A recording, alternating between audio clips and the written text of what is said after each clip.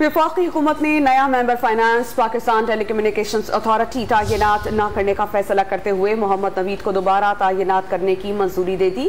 ज़राए के मुताबिक अहम कौमी नौइयत के उमूर में मसरूफ PTA में मोहम्मद नवीद का किरदार ही अहम है। मजीद जानते हैं डॉन न्यूज़ के नुमाइंदे ताहिर शिरानी से। ताहिर, बताइएगा दोबारा तैनाती की वजह क्या है और कब तक ये तैनाती होगी? देखें, मोहम्मद नवीद की बतौर मेंबर फाइनेंस PTA 4 साल की मुद्दत इस साल अप्रैल में ख़त्म हो गई थी।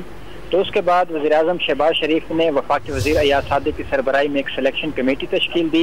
मोहम्मद नवीद का इंटरव्यू किया गया और बतौर मेंबर फाइनेंस उनकी कारकर्दगी को इत्मीनान बख्श करार दिया गया और सिफारिश की गई कि मोहम्मद नवीद को दोबारा 4 साल के लिए मेंबर फाइनेंस तैनात किया जाए।